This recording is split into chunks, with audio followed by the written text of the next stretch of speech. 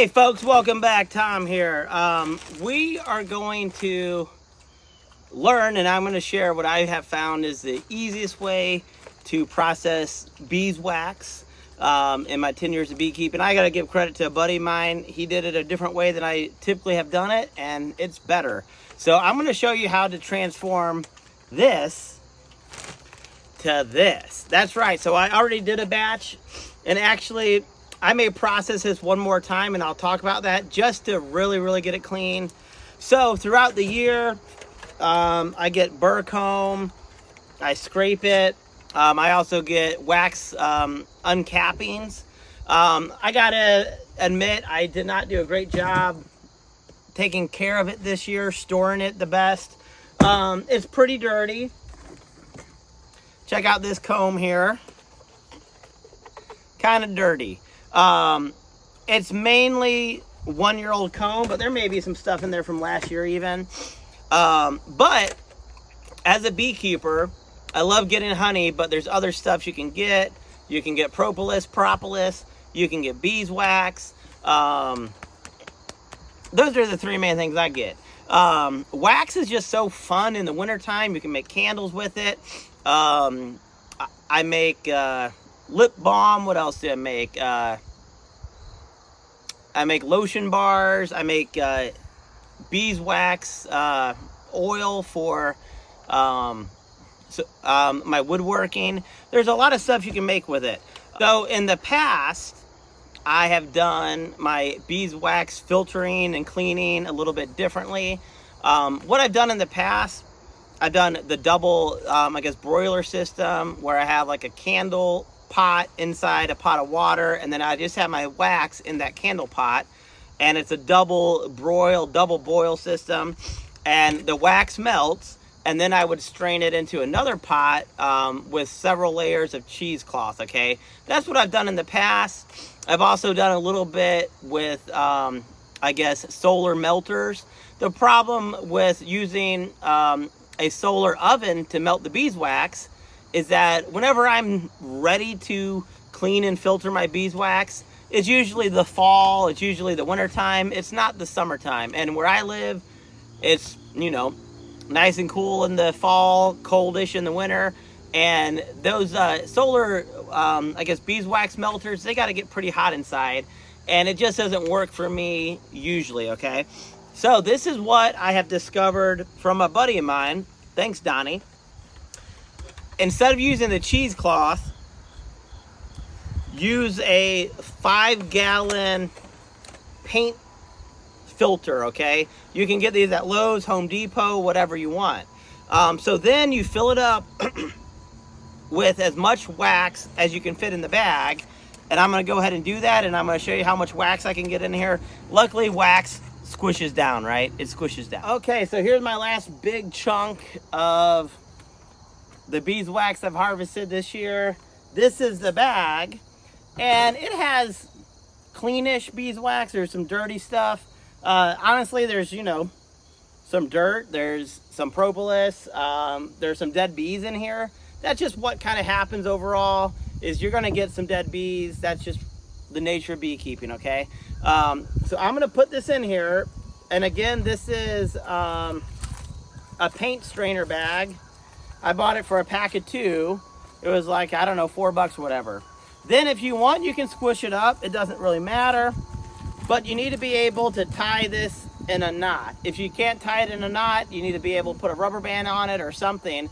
And then you need a really big pot, okay? I may have too much in this bag, actually. Luckily, I got a second bag that I used already, and I think you can reuse these a few times. So the pot you pick is going to have to be your beeswax pot. You're not going to use this for something else, okay? After you use it once, it needs to become your filtering pot, okay? I'm going to put this in, and it doesn't really fit. So guess what? I put too much in here. I'm going to have to take some out. Then I'm going to fill this up with water, and beeswax is going to float to the top. So you need to get some rocks and weigh down your beeswax, okay? Then I'm going to fill it up with water, not to the very top, but we're going to heat the water, not to boiling, but just to a nice temperature, maybe a medium setting on your stove. But you don't want it to boil, so monitor it. Beeswax is very flammable. If you're not paying attention, you don't want it to boil over, so make sure you're around, okay? And what's going to happen is over time, the beeswax is going to melt out, and it's going to leave all of the gunk inside, okay? So that's a really nice thing. And then it's going to be liquid beeswax, but as the water cools, the wax is going to stay on top, and it's going to be pretty clean, okay? I'm probably going to run this through maybe one more time, but I tell you, this is about the cleanest I've ever gotten beeswax on a first go through, okay? So the second go through, it's going to be really, really clean, so I'm excited about that. I'm going to go inside. I may show you a quick clip, but this is really an overnight process. Maybe you have a lot more beeswax, so you may need a bigger pot, you may need a couple pots, but this really is the best way I found. I'm going to show you how it looks, but like I said, it's a 2-day process, so we're kind of in the middle of things, and just stick with me and I'll show you what I'm doing. Okay, nothing real fancy, but this is my paint strainer. I got some rocks. I may go grab another rock or two. Like I said, I got a little bit more than normal. But you just want to keep your water on low heat. You don't want to overheat your wax. If you do, it's not going to be a nice yellow-orange color. It'll usually be darker, kind of almost brown. So again, this is a process. This is going to take a while, but this is a great time if you're cooking steak or making dinner or doing other stuff in the kitchen. You want to keep an eye on this, okay? So don't just leave this and come back later, because like I said, the beeswax is very flammable, and I may actually add a little more water to this after I add a rock or two. But as it heats up, the wax is going to filter out, and all the gunk is going to stay in there. And again, I may have to filter this a second time, and I probably will, just because I want really, really clean wax. So let's heat up the water, and I'm going to show you the results tomorrow, because it's not that exciting seeing water heating up. But I'm also going to show you the gunk that got left inside. So let's see what happens for tomorrow. So it's been, I don't know, 15 minutes. This water's on low. But you can already see this is all wax, and it's yellow, people. Again, I'm probably going to filter this a second time. But this is a great first cleaning.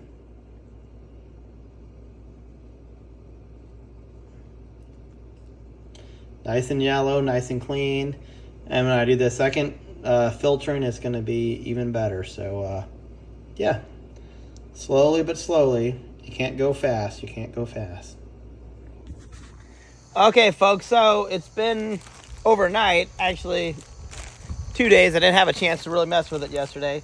Now, this here I skimmed off the top as it was starting to bubble, and this is a lot cleaner than the rest of the wax. But again, I always do 2 run-throughs to double filter it.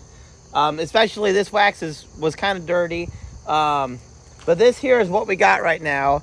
This is in the water still. There's probably a 1/2-inch circle of wax in here, maybe. I don't know. We're going to dump this. And again, there's a rock in here because I had to weigh down the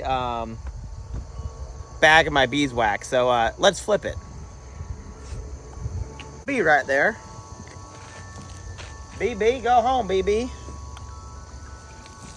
Now this is all the slum gum water coming out. So that water was kind of nasty. Dumping the water out. There's some rocks in here. They're going to fall out. Okay.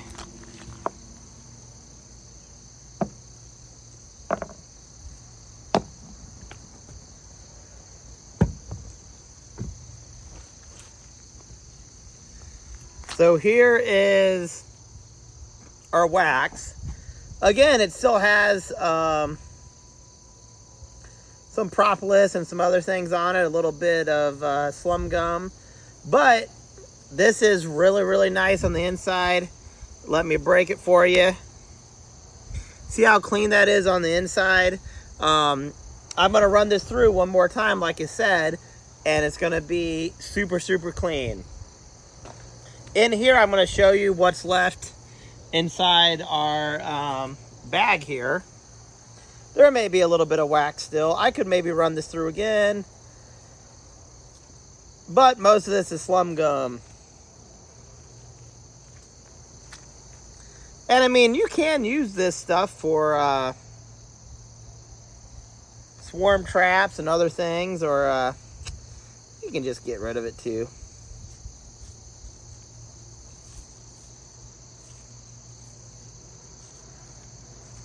Oh yeah, oh yeah. Not much wax in here. Look at that slum gum. That's all from the wax. I mean,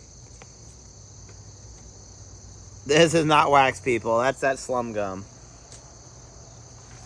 Let me show you here. Again, you know, there's some dead bees in here. There's a little bit of wax. Is it worth to run that through again? No, no it isn't. This is all 100% slum gum. Maybe there's a little bit of wax here, but maybe I might keep some of that wax a little bit off the side, but not really worth it. So let me show you here, people.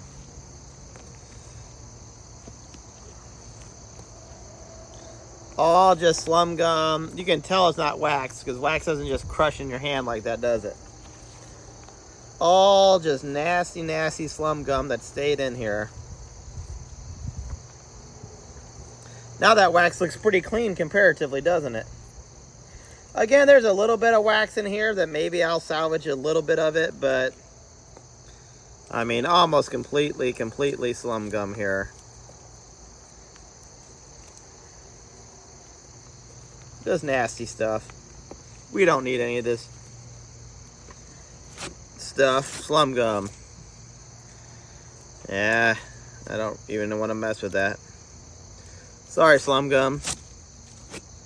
Let me say it one more time. Slum gum.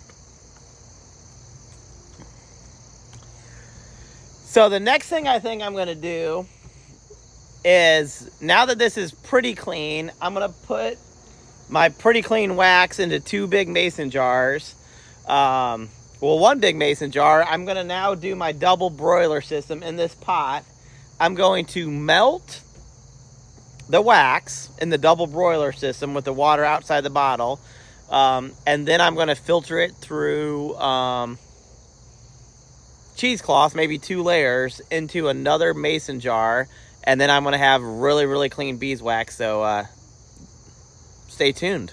Okay, folks, I've been inside doing my filtering. This is my final filter. I have more beeswax on the stove. This is not all that I got. I'll probably get maybe a mason jar and a half. And I got some more wax that I need to process. So what I did, I just put a single layer of cheesecloth, and I used the rim of the mason jar to hold down the cheesecloth. And a single layer I found is best because 2 layers will clog up a little bit. But just look how nice and yellow this is. There's still just a little bit of impurities in there, but this is about the cleanest I've ever got in my beeswax. And when I actually use it, I can filter it one more time pretty easy. I can put cheesecloth on it again, and when I pour it out, it's going to have a 3rd filter. Okay, so there are a little bit of impurities in here, but I mean, this is like pretty yellow, pretty amazing. You don't want to overheat your beeswax because then it's going to change the color of it. I hope this has been a helpful video for you, and we'll see you soon.